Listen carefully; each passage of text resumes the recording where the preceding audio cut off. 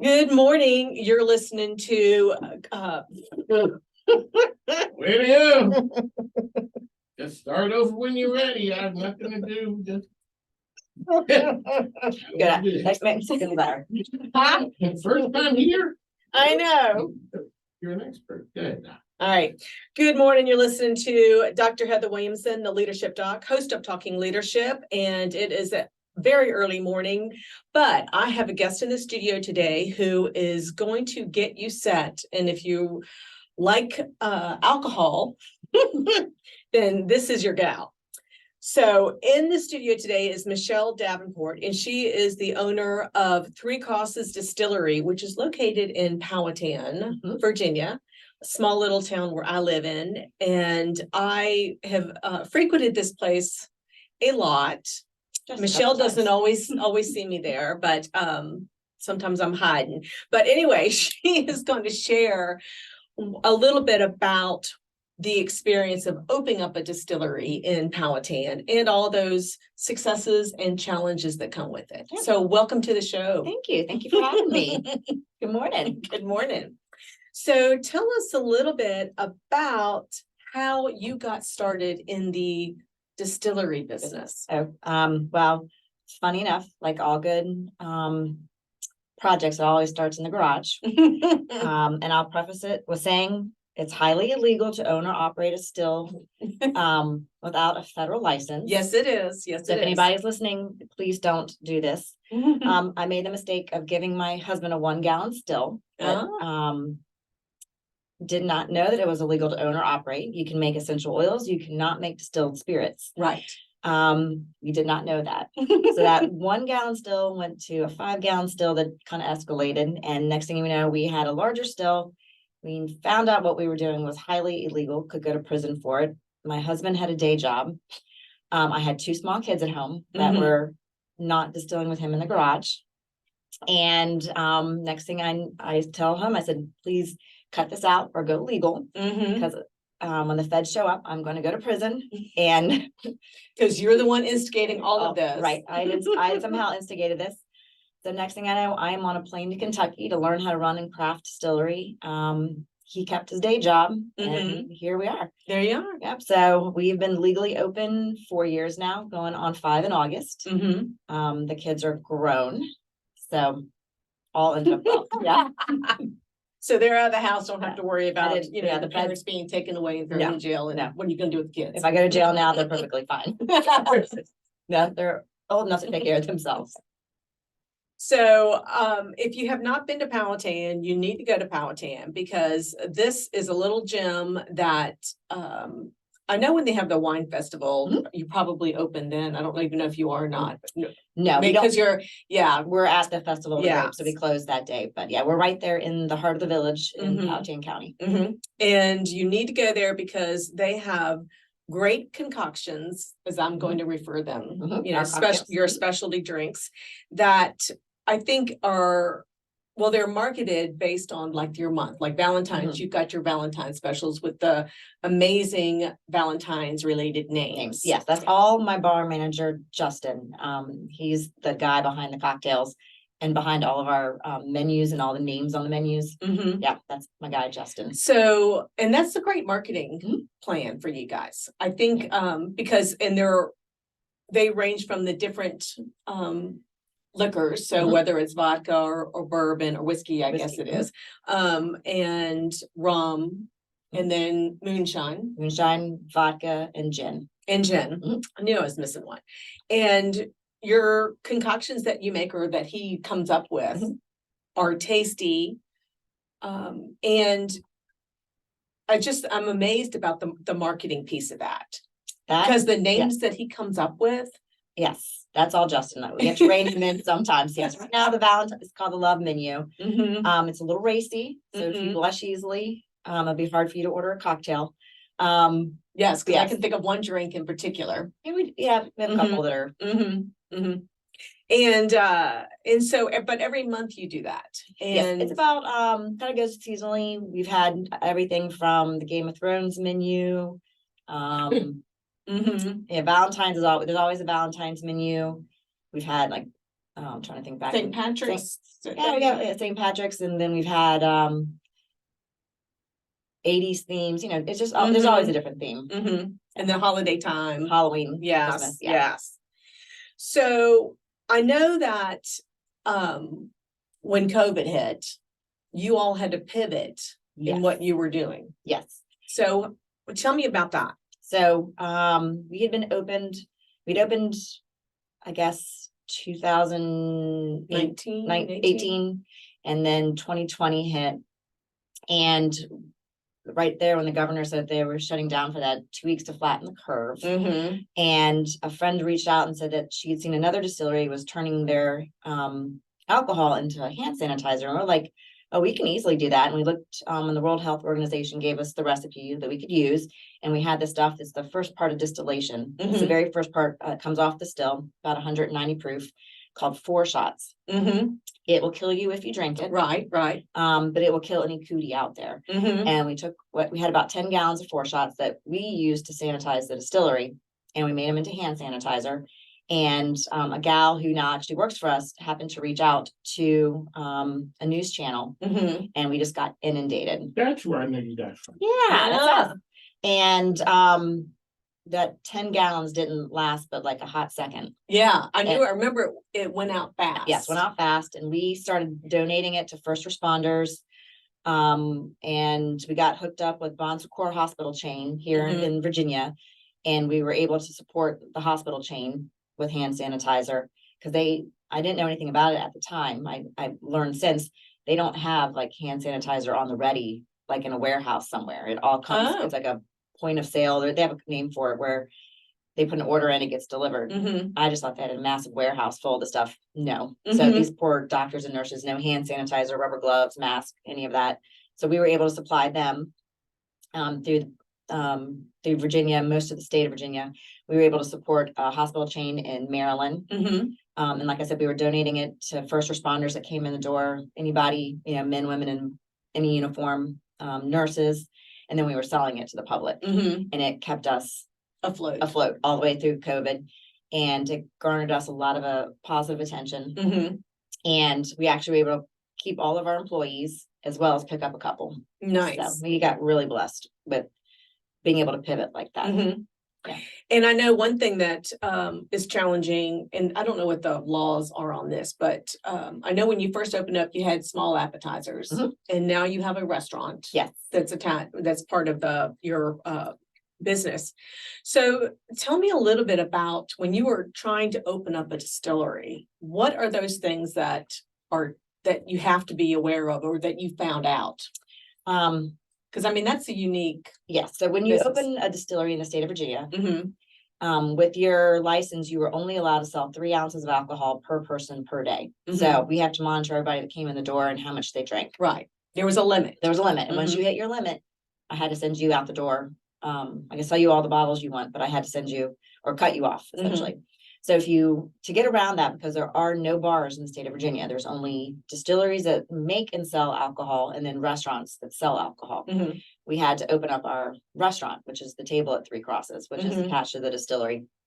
And unfortunately, the gal who had the building next to us, the location next to us, she has a yoga studio, and she had to close down her actual brick and mortar location, and I guess she's gone on to either out of her home or online. So we took over her location and opened the restaurant. So now it's kind of like jumping out of fire and into the fire? Yeah. Out of the fire pan into the fire. We've gone from just being a distillery to being a distillery and a restaurant. So now we've added on the health department and the restaurant, all the restaurant obligations. So now I can sell you as many cocktails as you would like, up to reason. We do have to cut off at points. But then I can also have a full menu, like sandwiches, nachos, wings, that kind of stuff. Yeah, the food's delicious. That's on my chef Tara. She's amazing. So when it comes to running a distillery and a restaurant, and you make your own liquor, Yes. and it is actually, you've got your vats, or what is Our stills. Our stills Yeah. actually in the building, Yes. and you're closed a couple days a week because you are actually making your alcohol. So Monday, Tuesday, and Wednesday we are there, but we're in production. The doors are unlocked if anybody wants to buy a bottle, but we don't have the bar open or the restaurant open. Right. But so my husband is now the head distiller there, and we have hired a new guy named Kevin. He's our assistant distiller, and I stepped out of the production, pretty much all the production end of it, to run the front end of it. Mhm. So yeah. And see, that one little still Oh has yeah. now grown That into. 1 little gallon itsy bits. And I always, on all my tours, I always end with, be very careful what you give your significant other, because you just never know what's gonna happen. Very true, very true. But this was a good gift. It was a good. It was a gift. good gift. It has Mhm. led to other opportunities. Yes. So when you are, setting up and beginning this business, Mhm. what are some of the things that a new business owner should be considering? In distilling or just a business? Just owner? in business, yeah. Business. That's a great question. It's What one of is those things. like it's one of one- those things that you just were like, oh, I never thought about that. Well, I can remember from the very moment when John's like said, we're gonna open a distillery, and I was like, who just opens a distillery? We don't know what we're doing. Mhm. Especially in the state of Virginia, where they take a 54% cut of our profit. Do they really? Yeah, the state takes 54 in taxes, and then the federal government has their piece that goes on top of that. Dang. And so it's, for me as a business owner, you think you can think all of your challenges through in the beginning. No, it's all, Mhm. for me, at least, it's all been trial by fire and learning to operate on an instant, making a choice and hoping that's the best choice. And if you don't think out all the ramifications of your choice, and a lot of times I don't necessarily communicate with my staff the reasons why I'm making choices. Mhm. And that's the hardest part, is being able to rationalize why I made the choice I did in that Mhm. split minute. Mhm. So obviously you're in a service related industry, Yes. and a lot of businesses I know are struggling with finding help in a service related business. Yes. From the outside looking in, you seem to be doing fine in that area. I am very, very lucky. I've got a phenomenal staff. You do. I do. Justin has been with us since the very beginning. Tara, our chef, we brought on. She was actually, she has, her business is called Vanilla and Bourbon, and she makes cakes with our spirits in them. Mhm. And she is a local in Powhatan, and she just, we got connected with her back when we were just the distillery, and she would come do pop-ups at the distillery with our stuff. Mhm. And she just would hop in at any moment's notice. If we were slam busy, she'd wash glasses. If their bathrooms needed scrubbing, she'd hop in and do that. And she would just, was an easy fit. Mhm. And when it came to opening the kitchens, we had a couple dry trial efforts with other people that didn't work out well, and she just really slid in and just nailed it. And Mhm. she's never owned or operated a kitchen before, commercial kitchen or a restaurant, and she's just nailed it. Nice. Yeah. So why do you think that you've been successful as it relates to finding help and then keeping the help? That's a really great question. Because this really Yeah. goes to your leadership skill. Which I feel is trial by fire, and but I've been very lucky that the right people have been placed in front of me at the right times. Mhm. I truly like to treat my staff, and I hope that they feel this way, like their family. Mhm. We try to pay them as best we can. Mhm. I try to give them, for me, and it was suggested by another employee, don't tell them, ask them what days they would like to work, instead of saying, for them asking to take a day off. Right. So I ask midway through the month for the next months, when are you available? So that way they can pick their own schedule, so that they don't feel like they have to come to me and ask for a day off, because, I'm honoring Mhm. their flexibility. Pretty much all of my staff, minus one or two, are all teachers, or they have jobs outside of waiting Mhm. tables at the distillery. And so they're doing it either because they need an extra income, or because they just want to have fun, Mhm. Get out of the house and get out of the house. because your place is packed Yes. on the weekends and in the evenings. Yes. When you are open, I mean, it is like it's hopping. standing room only. Yes, and that's been, it kind of depends on the time of the year. Like Mhm. the last couple weeks, it's been 45-minute waits to get Mhm. tables, and our kitchen is uber tiny. Yeah. A lot of times I wish I could take people back there and show them exactly how small a space that my staff is working with back there. Yeah. And if it takes like a long time to get a plate of nachos, it's not because we're being, twiddling our thumbs back there. It's Yeah. literally because our oven, we have these two they're basically commercial air fryers. Mhm. They're these hoop-de-doo ovens, we call them, but they only can hold so much or they don't cook properly. So Mhm. when you have 3 screens deep of people's orders, It it is what it is. So, Mhm. yeah, we just gotten lucky in just so many ways. Well, I think based on a customer's experience, you seem to be doing something right Right. there. Yeah. And I think you need to give yourself a little bit more Well, credit. Thank you. One of the things when we decided to open the distillery, I really wanted it to be a place like a modern day Cheers. Yes. I wanted, Powhatan, and I hate saying this out loud because I don't want to jinx it, but Powhatan is a very, you live there. Yeah. It's an amazing place where I Mhm. feel people truly care about their neighbors. Mhm. And I wanted a place where people could come and sit and meet neighbors and become friends. My husband and I fought over it and I won. I'm not putting a television there because I want people to come in and sit Yeah, and you don't need a talk. television in there. And it even irritates me when I see people sitting there on their phones with a table full of family or friends and they're all on their phones. I'm like, do I need to put a basket out here like I I did for my know. children and Mhm. sit and talk with each other? We have a group of people that have been with us since the beginning. We call them the FADA, the Friday Afternoon Drinking Association. I think I probably know a few of those. Yes. And Yes. they come in every Friday.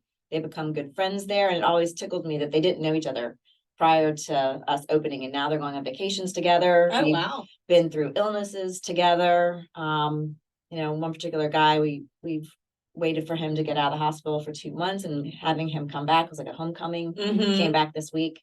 We missed him so much and, the Mhm. spot at the table was, we could feel it. Justin is really good about, we may not remember your names because we just meet so many people, but he will remember your cocktail because he come up, we have a couple customers that he sees them park their cars and he already has their cocktails waiting for them by the time they get to the front door. It's become what I wanted it to be. I wanted it to be a gathering spot because I just truly feel lately in our society, we're just detached from each other. Mhm. We're not kind to each other. Yeah.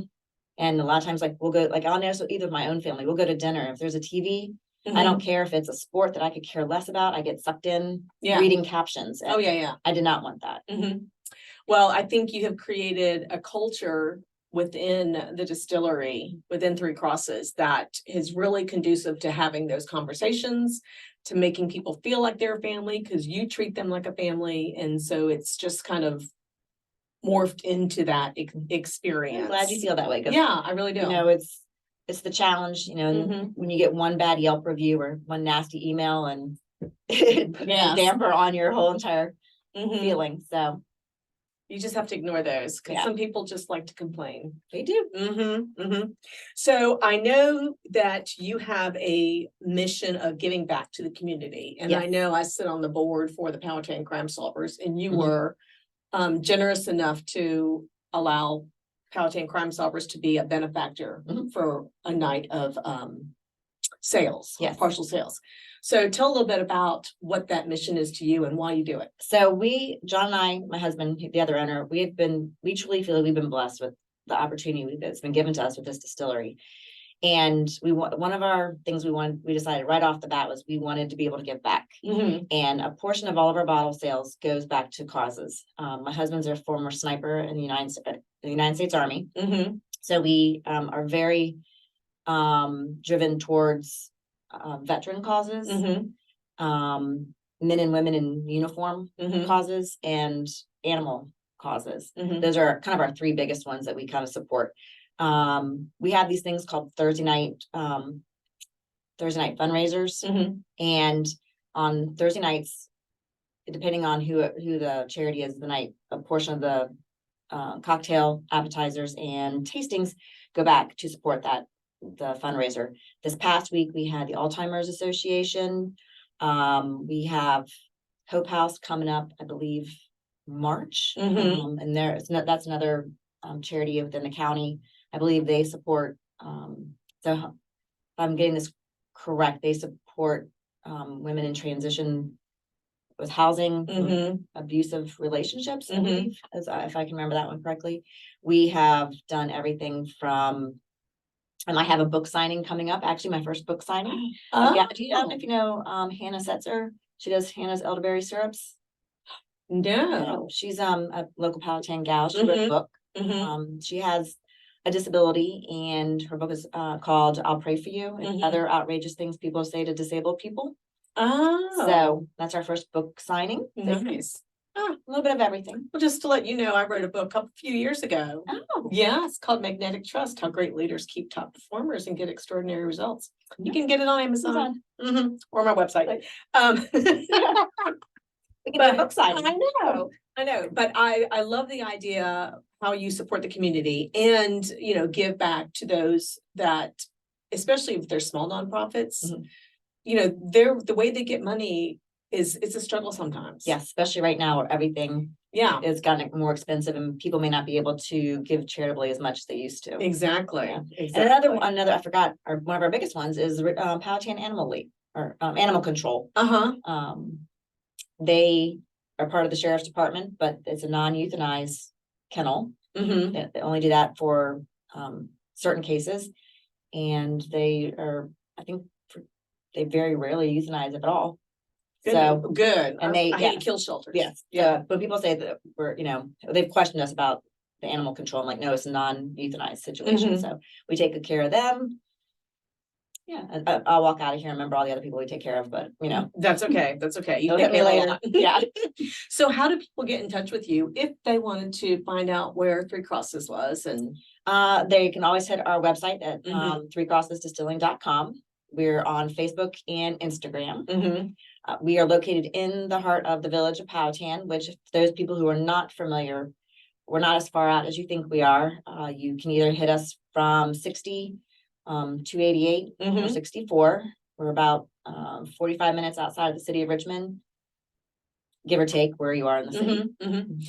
And if you have not been to Three Crosses, you really need to go because one, and how they can find if they're coming on 13, how they see your place because they could pass it. Oh, yeah. There's like a little roundabout where the administrative buildings are, but you have an old car Yes, right out we there. have the old truck, my old truck, his name is Darius Trucker. Darius Yeah, so if Trucker. you see Darius, that's us. Yeah, our signage is not the most clear. We had a screen porch put on that covers up now my signage, but if you see Darius, he's the junky old truck with the wooden Mhm. whiskey barrels on the back. That's us. Yes. So when it comes to running a business, Mhm. you know, having a great staff, having somebody who is kind of taking over the marketing for you with as it relates to the cocktails, your Mhm. drinks. What else do you think is a challenge that needs to be, or that you found out you had to address? And how did you do it? Oh, it's a different challenge. It's funny. It's the challenge of the day.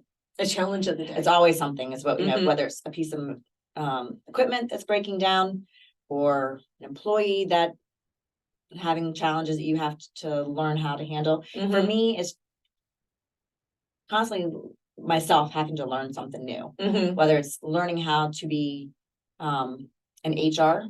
Mhm. I've never done HR before, but having learned how to be HR on the fly, how to be a plumber on the fly. Mhm. As a business owner, you're Yeah. you're everything. Yeah, you Whether, are. I've scrubbed toilets, I have unclogged toilets, I have dealt with, I had one customer that we thought was having a heart attack, so I had to Oh my pop in. goodness. Yeah, it ended up, they were not having a heart attack, it was something else, but, so I spot inspections, Mhm. and there's no way that you can possibly know everything. Mhm. So my suggestion is you're gonna have to be flexible, you're Mhm. gonna have to do what you don't get your hands dirty. Mhm. And if you're gonna own a business, just understand that it's not gonna be the easy sit back, let somebody else do it. That's not gonna work. It's being willing to wait a table or pick up kids' vomit or, Mhm.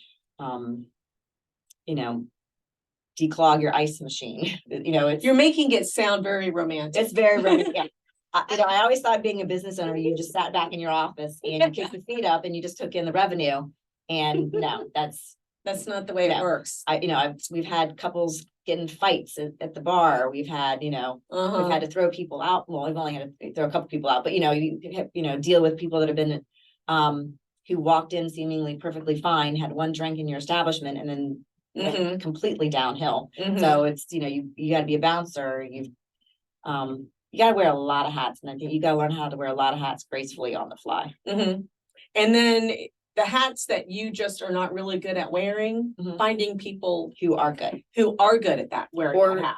learning how to, like, my staff always laugh. They say you need to grow, they say I'm either too nice or I need to grow a backbone, that I'm just too, I don't like to deal with it, so I just don't deal with it. Mm-hmm. And I'm having to learn how to grow my backbone. Yes. Yes, avoidance is never a good strategy because it doesn't go away. It does not. And my husband says you're a people pleaser and you can't be that way because you're Yeah. not gonna please anybody. Mhm. And it's a true statement. And I'm still, that's what I'm still learning. I think that, I think sometimes people pleasing is fine as long as you're not being taken advantage of. Right. Yes, I think you've created this culture within Three Crosses that, when people are, I don't hate to use the word behaving, Mhm. but you know, when, you know, you're creating this nice family oriented environment. But people have to respect that. Right. Mhm. And if they're having a bad day, then they need to just get their butts up and leave. Yes. And it's funny, never had owning a business before. And I have to check myself when I walk into other businesses and I start to get my hackles up about something or my butt up on my shoulder about something. Mhm. Or I don't like the way someone's hand, I have to remember they're not any different than I am. Yeah. I don't know anything more than they do, or they don't know anything maybe more than I do. So it's funny how I go to restaurants now and the things that irritate me as a business owner in a restaurant, I make sure that I make sure I clean my table. And I don't leave napkins on the floor or whatever, just Or silly you things come like and that. check on the people. Right. And not just sit there forever. And that's a hard thing, because like you said, Friday nights, Mhm. and even sometimes on Saturdays during the day, there could be, we call it a butt in every seat. Mhm. And then a lot of times on Friday night, we've got people everywhere. I mean, Yeah. it's standing room only, we have wait list. And for me, what panics me is making sure that I'm maintaining all of their expectations Mhm. of how my establishment should be. And, when we get an hour deep in the kitchen and the kitchen is just cranking out as fast as they can, but they're still responsible for putting out not a decent, but a good meal, a meal that you came all the way to Three Crosses for, and not like half-baked Yes, chicken bites or whatever. Yes. So, because nothing travels faster than bad word. I know. I can see you having to enlarge your kitchen down the road.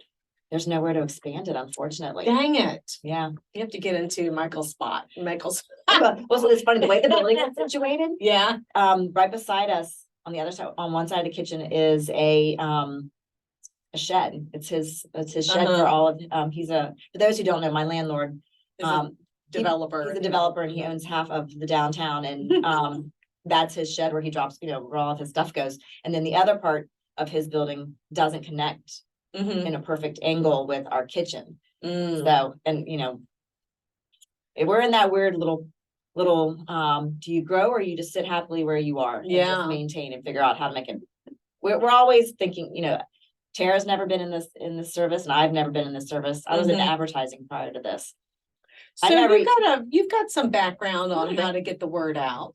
But I never even waited tables before, so I always apologize to people. I'm like, I'm still learning. Yeah, well, you must be doing it right because people still keep coming in the door. We're very, very lucky. So, what tip would you have for somebody that is, and it could be whatever you want, I always ask this, as it relates to leadership. What tip would you have for somebody that is either running a service-based industry or is thinking about running a business or is just, it could be anything? Mhm. I wish somebody had sat me down prior to doing this and had given me pointers on what I was supposed to be doing. Although I say you're only going to learn from myself, trial by fire. So Mhm. always be willing to adapt, to change, and to take criticism, Mhm. because that is the only way that you're going to grow. Mhm. And as painful as it's going to be, like telling me I need to grow a backbone and then actually learning how to grow my backbone, Mhm. that's what I'm still working. I still struggle, but that's what I'm focusing on. Mhm. Is I've got to learn how to adapt, or none of my staff is going to be happy. Mhm. Just have a smile on it when you Yes. get that backbone. Yeah. Put a smile on your face. You might have a twinkly eye where you're twitching, and as long as you look at, you're having fun, right? Yeah, exactly. So how do people get in touch with you again, Michelle? They can find us through Facebook or Instagram. They can find us at the distillery or on our website, threecrossesdistilling.com. You can find us, our location is in the village of Powhatan, and also our whiskey is on shelves in ABC, because what it boils down to is our spirits are our number one priority with growing the business, Mhm. because that is a footprint that can continuously grow, where we're kind of in a limited growth footprint at the distillery. But you can always find our spirits in the ABC stores or at our distillery. Right now, Three Crosses American Whiskey is on the shelves, and in April, our Noble Hound Dark Rye will be on the shelves at ABC. They just Oh, picked that up. So Congratulations. we are expanding. Yes, Yep. you are. Exciting. Awesome.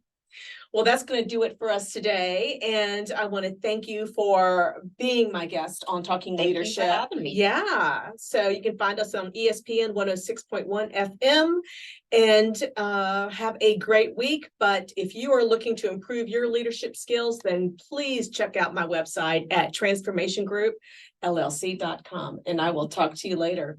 Bye.